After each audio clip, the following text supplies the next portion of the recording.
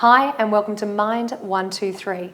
I'm Chantal and today I'm chatting with Dr Kate Owen. Kate, welcome back. Thank you for joining me. Thank you.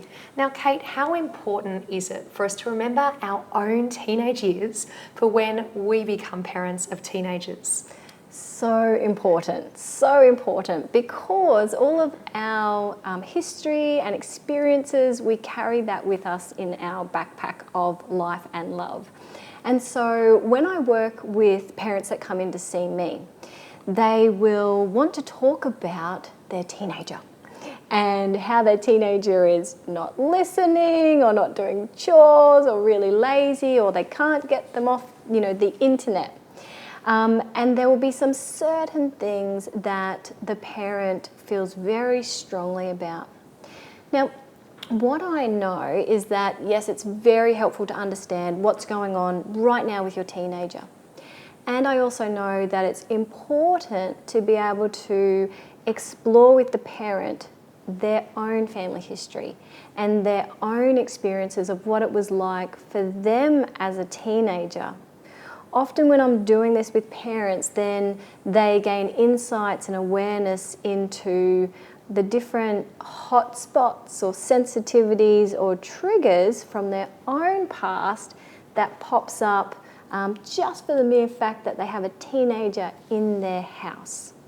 I think, Kate, it is quite easy to forget what we went through as teenagers, and of course things are quite different nowadays to what they were like when we all went through our teenage years. That is so true. When you're doing that reflection process, are there certain things that you ask the parent, or are there certain things specifically that you ask them to look back on? Absolutely. So for anybody who's listening today, this might be an exercise that they could do just in the privacy of their own home, is to think back during the teenage years, what was life like back then? And when I say that, I mean, what was the quality of the relationships of the really significant people around them? What was their relationship like with their mum or their dad or a step-parent or a carer? Did they feel supported? Did they feel like they could go to that person with any trouble that they had?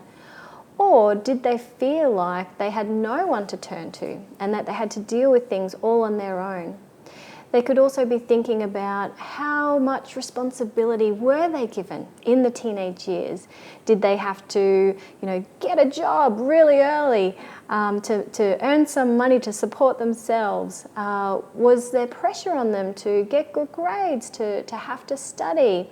What was it like for them when they were hurt or sick? How did people support them, respond to them? And then to really think about what was their experience of leaving home. So was it a supported experience and the family were going, you can do this, we believe in you? Or was the experience of, okay, you've got to make it in the world on your own, out you go? Because all of those different experiences will then shape that person, and they will bring those experiences into then their role as a parent. So then let's just say that something in the parent's past was about having to sort of leave home early and get a job and make it on their own. And so then they have a teenager who is now 17, 18. They've got no plans of going anywhere. They don't have a job. They don't do the dishes. They don't do any laundry. And then the parent might be feeling some really intense emotions because they're thinking, when I was your age, I had to do this X, Y, and Z. So what I would encourage parents to pay attention to is when those strong emotions come up, really think about it. What is it that's happening in this moment with my teenager that's making me feel this way?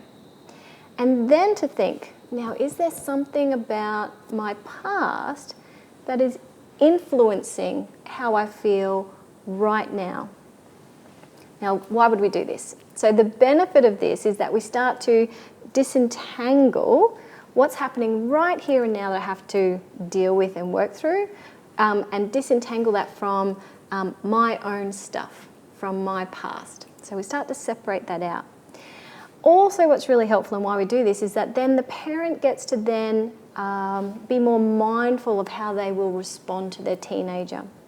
Instead of just responding based on their own feelings or their own experiences, then they get to really think about, okay, how will I want to choose to respond to this situation right now that I'm thinking very clearly about what's going on?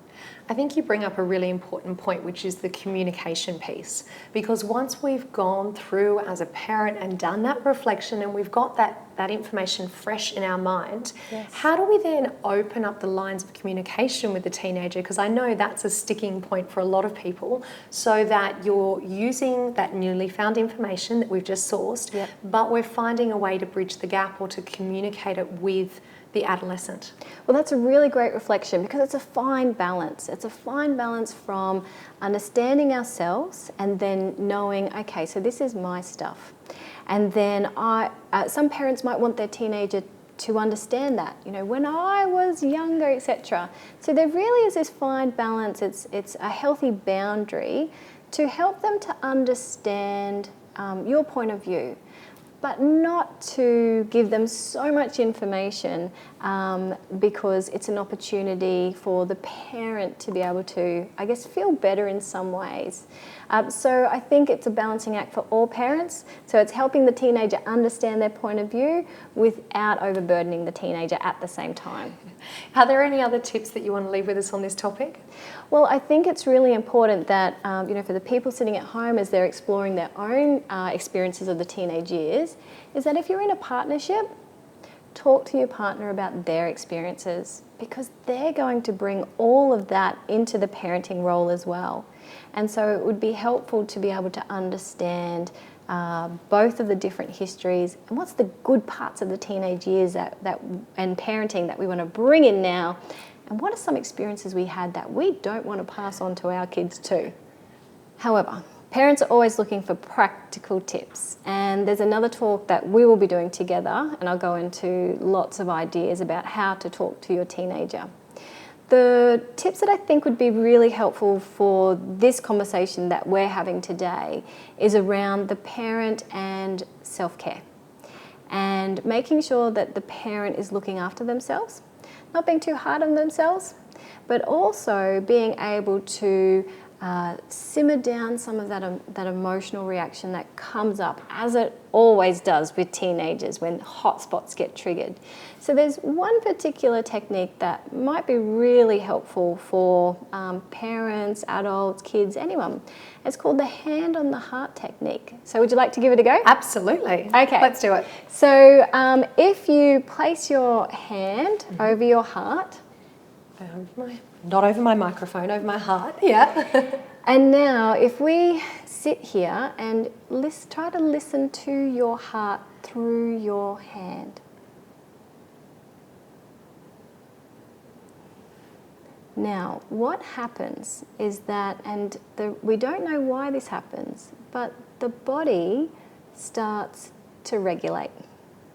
So putting the hand over the heart, listening to the heart through the hand, your blood pressure starts to regulate, your heartbeat slows down, and your body starts to feel calmer and more relaxed.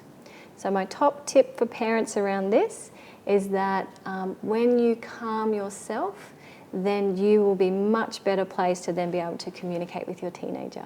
That is such a beautiful tip to finish up on today. Well, Kate, thank you so much for chatting to me today. You're welcome.